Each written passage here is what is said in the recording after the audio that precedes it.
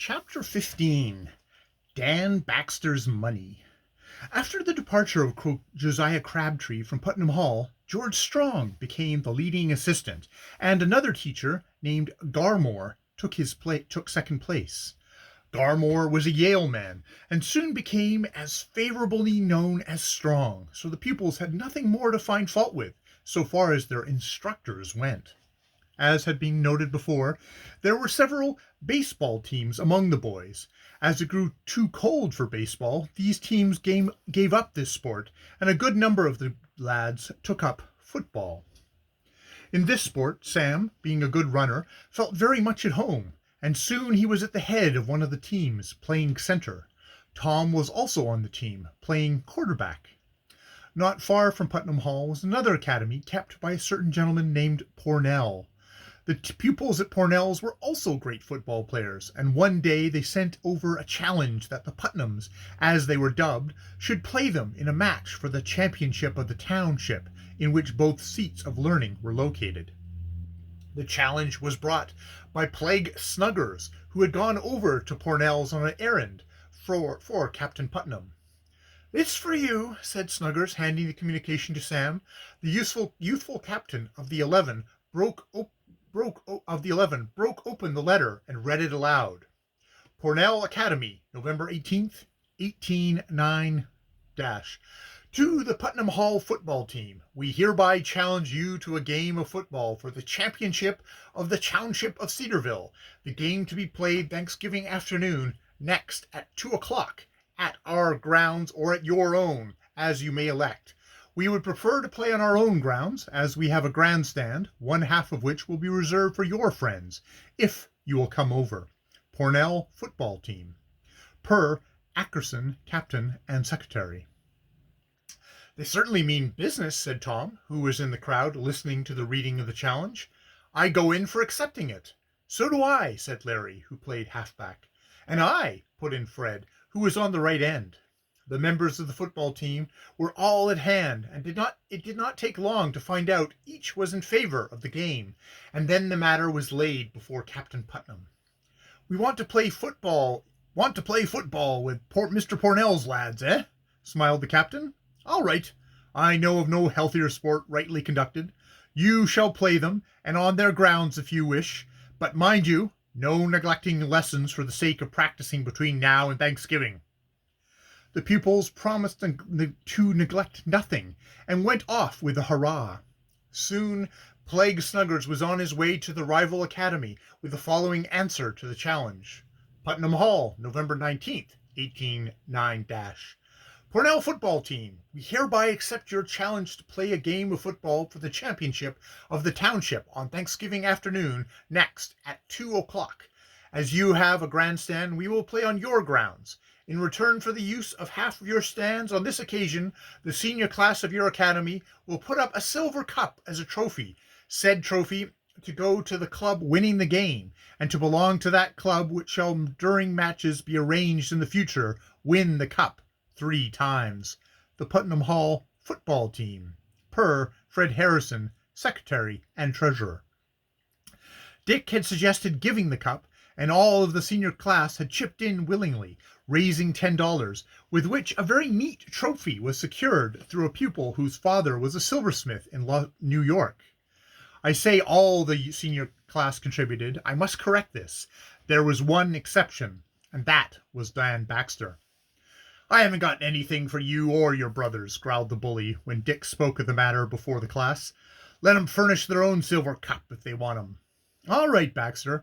I guess Sam and Tom will be just as well satisfied if you don't chip in," had been Dick's ready answer. "I only wanted to give everyone a chance to own an equal share in the gift, if it was desired." "Our football team can't play for a sour apple, Dick Rover.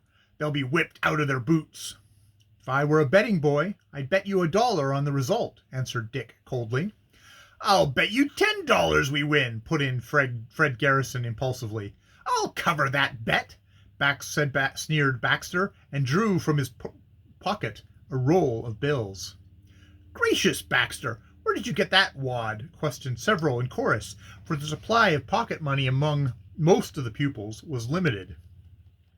"Never mind, I have it, and that's enough," answered Bxtr, but he lost no time in putting all of the money but the $10 bill away.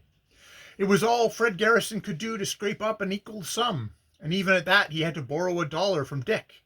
But he was game, and the money went to another pupil, who became stakeholder until the contest should be decided. "It's a shame," cried Sam when he heard of the transaction, "to bet against his own school. I'm like Dick. I don't believe in betting, and yet I am glad Fred took him up. If it's in my power, Bxtr shall lose his wager." Thanksgiving was but a week off, so the football team had to work hard to get into proper condition. Moreover, studies must not be neglected, for Captain Putnam was strict, and would have cancelled the game had his cadets become unmindful of their school duties. But the team got permission to get up an hour earlier than usual every morning, and this time was spent in the hardest kind of practice with the ball. The report that Bxtr had bet against his own school spread, and the bully became more unpopular than ever, but this did not daunt him, and soon he had a dozen other bets on, aggregating $50 or more. "It's a mystery to me where he gets so much money," said Dick to Captain Blossom one day.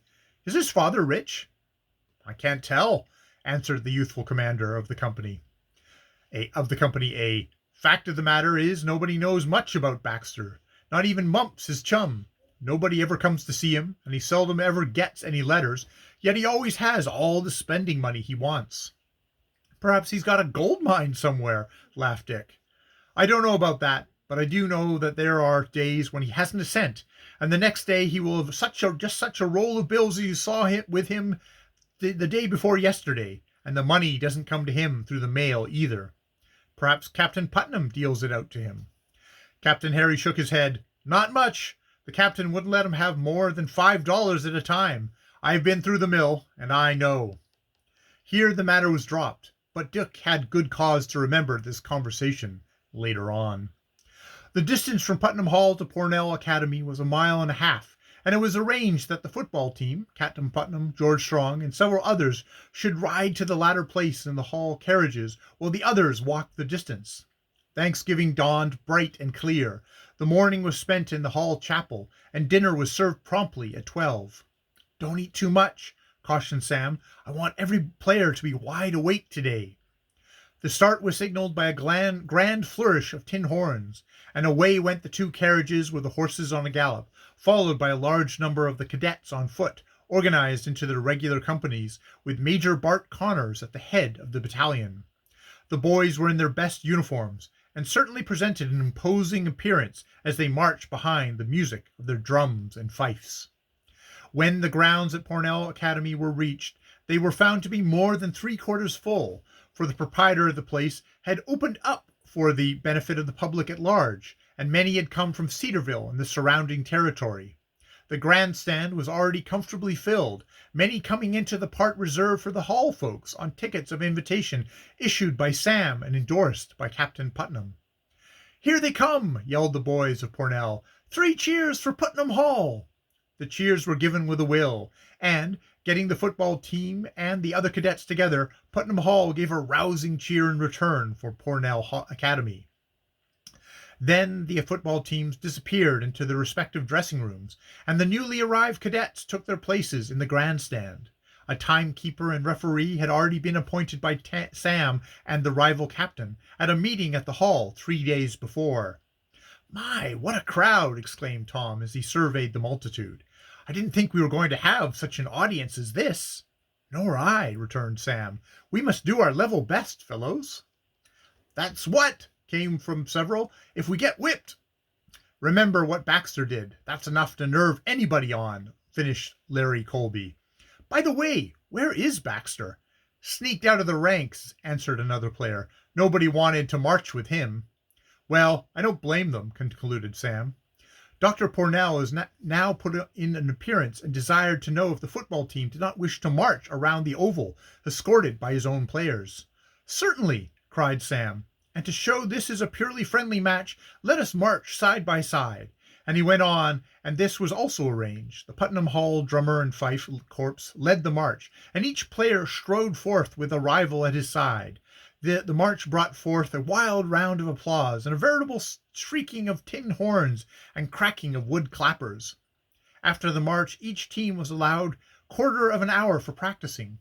The Pornellites came out first and tumbled over the leather in lively fashion. The Putnamites soon followed. "They may be all right, but they haven't the weight," said one of the rivals, and this appeared true, for each Pornellite, man for man, was at least 5 pounds heavier than his opponent.